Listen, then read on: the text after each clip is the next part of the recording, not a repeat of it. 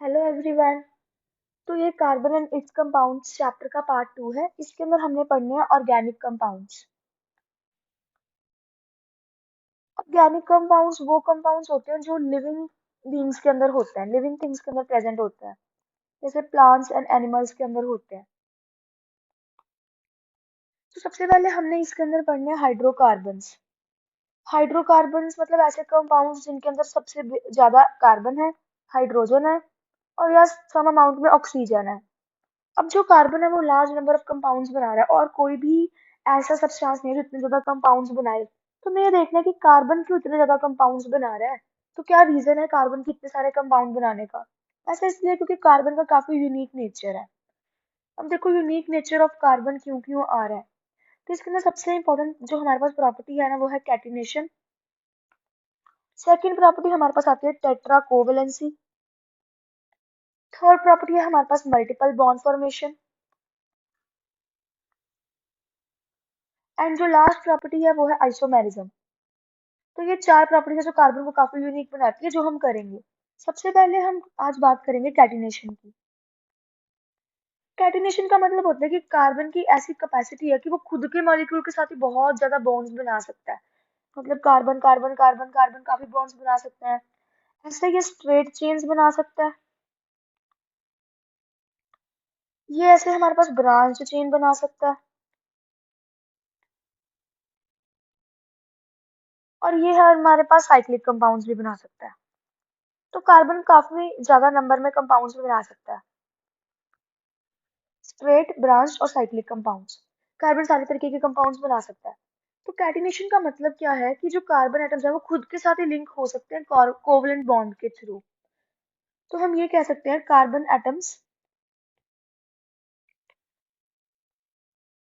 Can link with one another by means of covalent bond. तो इस property को हम बोलते हैं कैटिनेशन। हम ये भी डिस्कस करेंगे कि बाकी सारे जो कंपाउंड्स हैं वो क्यों नहीं कैटिनेशन शो करते हैं, कार्बन कैसे शो कर देता है कैटिनेशन। दूसरी जो हमारे पास प्रॉपर्टी है वो है टेट्रा कोवलेंसी। फर्स्ट प्रॉपर्टी थी कैटिनेशन, सेकंड प्रॉपर्टी है टेट्रा कोवलेंसी। देखो टेट्रा का मतलब होता है फोर और कोवलेंसी का मतलब होता है शेयरिंग से बनना बॉन्ड का, शेयरिंग होना इलेक्ट्रॉन्स की। तो हमें पता ही है कि कार्बन का एटॉमिक नंबर 6 होता है, कंफिग्रेशन होती है 2 4। तो कार्बन के पास 1 2 3 4 इलेक्ट्रॉन्स होते हैं। तो टेट्रा हो गया।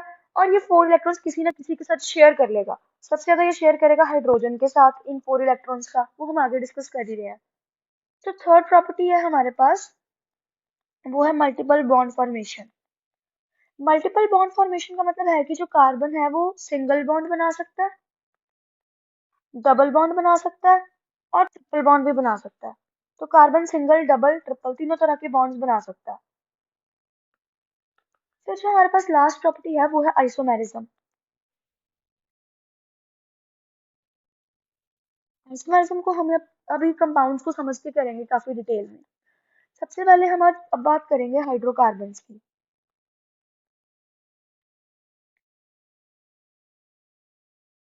देखो जो हाइड्रोकार्बन्स है वो दो तरह के होते हैं, एक होते हैं सैचुरेटेड हाइड्रोकार्बन्स और एक होते हैं अनसैचुरेटेड हाइड्रोकार्बन्स। बड़ा इजी है। सैचुरेटेड एस से स्टार्ट होता है और ये हमेशा सॉलिड होता है। सैचुरेटेड की तीन खास बातें हैं, एक तो सॉलिड होता है S saturated, S solid and S single bond. तो हाइड्रोकार्बन्स सॉलिड है और सिंगल बॉन्ड से बने होते हैं। फिर हमारे पास आते हैं अनसैचुरेटेड हाइड्रोकार्बन्स। हाइड्रोकार्बन्स ये लिक्विड या फिर गैसेस हो सकते हैं और इनके अंदर डबल बॉन्ड और ट्रिपल बॉन्ड वाले आ जाते हैं। अब हमने ये देखना है कि हम कार्बन कंपाउंड्स की नेमिंग कैसे करते हैं।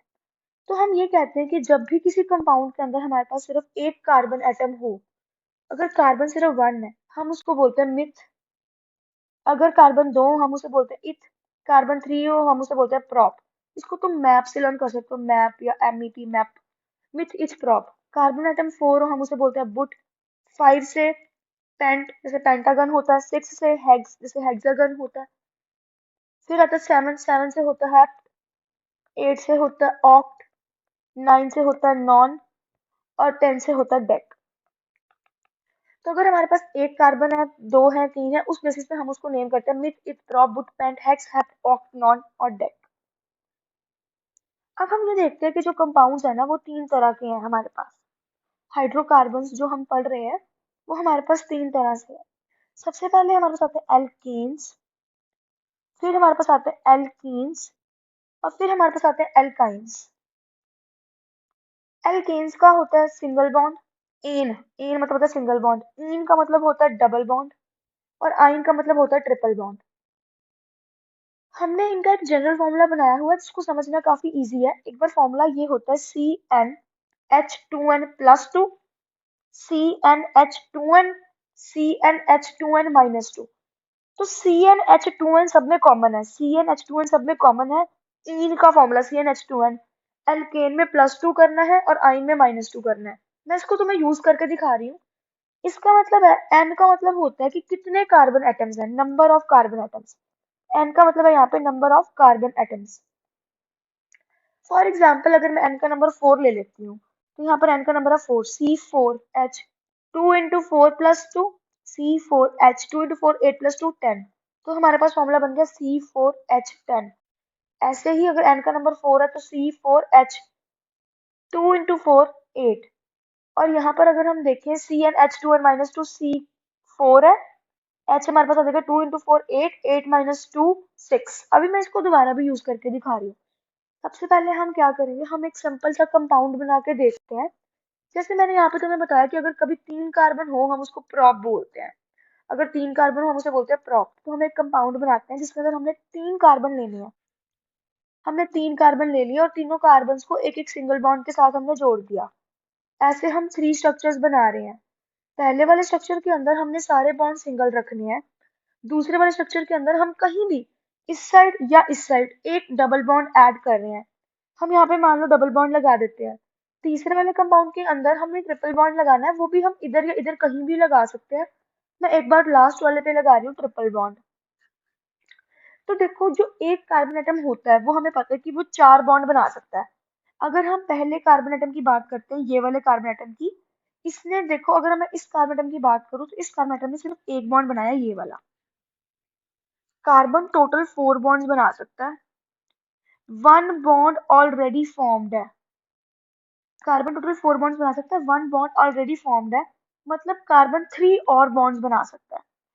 तो ये वाला जो कार्बन है ये 3 और बॉन्ड्स बनाएगा, 1 2 3।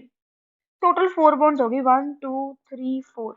तो ऐसे सारे कार्बन एटम्स ही 4 बॉन्ड्स बनाएंगे। अगर हम सेकेंड कार्बन की बात करते हैं तो सेकेंड कार्बन ने देखो इस वाले कार्बन ने एक इधर बॉन्ड बनाया 1, एक इधर बॉन्ड बनाया 2। टोटल कार्बन कितनी बॉन्ड्स बनाता है 4, दो पहले से बनी है तो दो बॉन्ड्स और बन जाएंगी।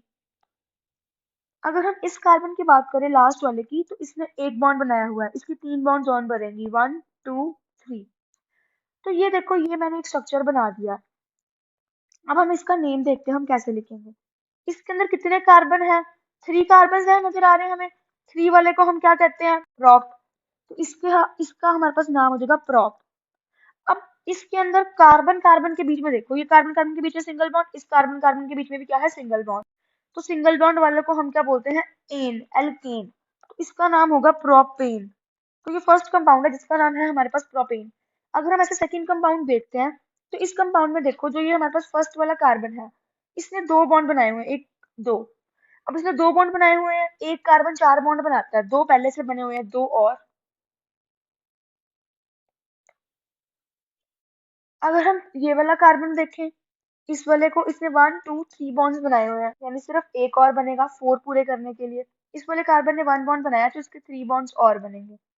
इस कार्बन में देखो 1 2 3, 3 कार्बन है, इसका नाम हो जाएगा प्रॉप। क्योंकि बीच में डबल बॉन्ड आ रहा है तो डबल बॉन्ड वाले क्या होते हैं, ईन्स, एल्कीन्स। तो इसका नाम होगा प्रोपीन। फिर हम इस कार्बन को अगर देखें तो इस कार्बन ने देखो फर्स्ट वाले कार्बन ने सिर्फ एक बॉन्ड बनाया हुआ, एक बॉन्ड बनाया है तो ये तीन बॉन्ड्स और बनाएगा। अगर हम ये वाला सेकंड कार्बन को तुम ध्यान से देखो तो इसने 1 2 3 4 के 4 बॉन्ड्स बनाए, ये कोई एच और नहीं लगाएगा। और ये वाला कार्बन इसने 3 बॉन्ड्स बनाए, ये एक एच और बनाएगा। अब हम इसके सारों, इसका नाम देखो, तीन कार्बन है तो प्रोप, क्योंकि ट्रिपल बॉन्ड है तो आइन, तो इसका नाम है प्रोपाइन। अब क्योंकि इस तीनों के अंदर हमने एच गिनने हैं और सी गिनने हैं, देखो सबसे पहले इसका नाम C3H 1 2 3 4 5 6 7 8। मैं दोबारा गिन देती हूँ 1 2 3 4 5 6 7 8। C3H8। इसके अंदर देखो, इस कंपाउंड के अंदर 1 2 3 4 5 6 C3H6। इस कंपाउंड के अंदर 1 2 3 4, तो C3 है और H है हमारे पास 4। तो अब हम फॉर्मूला लगा के देखते हैं। मैंने तुम्हें बताया था कि एल्कीन का फॉर्मूला होता है CnH2n, इसका फॉर्मूला होता है CnH2n प्लस 2, इसका फॉर्मूला होता है CnH2n माइनस 2। तो यहाँ पर देखो C की वैल्यू 3 पुट कर लो, C3H 2 into 3 6, 6 plus 2 8, C3H 3 into 2 6, C3H 3 into 6, 6 minus 2 4। तो देखो C3H4 C3H4 आ रहा है, C3H6 C3H6 C3H8 C3H8। तो हमारे ये तीनों कंपाउंड सही है। ऐसे हम किसी के लिए भी बना सकते हैं। मैं एक और बना के दिखा रही हूँ, जैसे हेक्स के लिए। फॉर एग्जाम्पल हमने बनाना है हेक्सेन, हेक्सीन और हेक्साइन।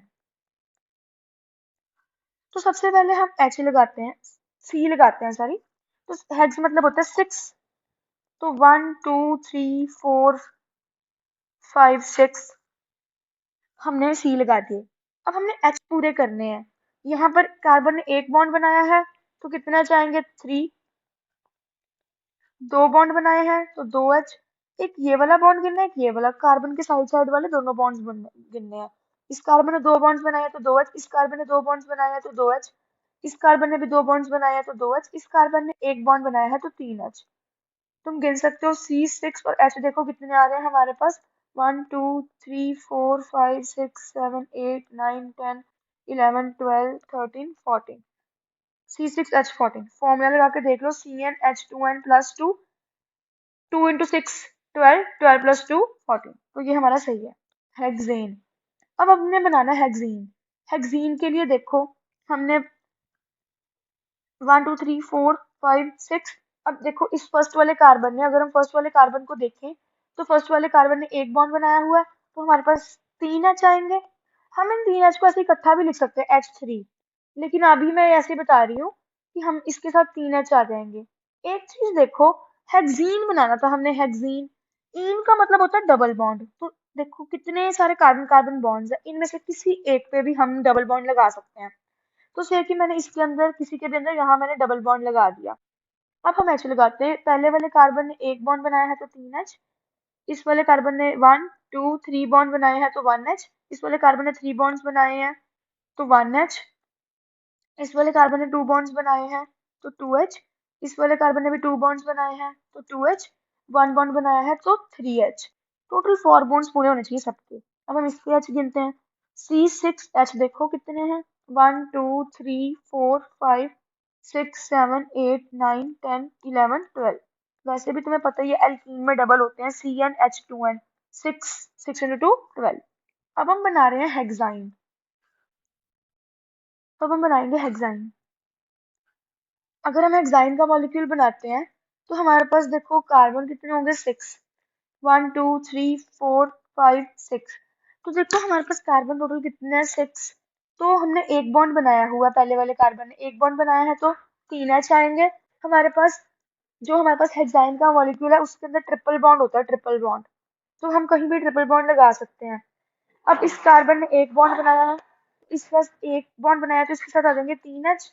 इस कार्बन ने दो बॉन्ड बनाए हैं तो 2H, इस कार्बन ने दो बॉन्ड बनाए हैं तो 2H, इस कार्बन ने 1 2 3 4 सारे बॉन्ड्स बनाए हैं। इस कार्बन ने, ये वाला कार्बन देखो जी, 1 2 3 4, इसने 4 के 4 बॉन्ड्स बनाए हैं। इस कार्बन ने एक बॉन्ड बनाया है तो 3H। अब हम सारे गिन सकते हैं। C6H देखो कितने आ रहे हैं।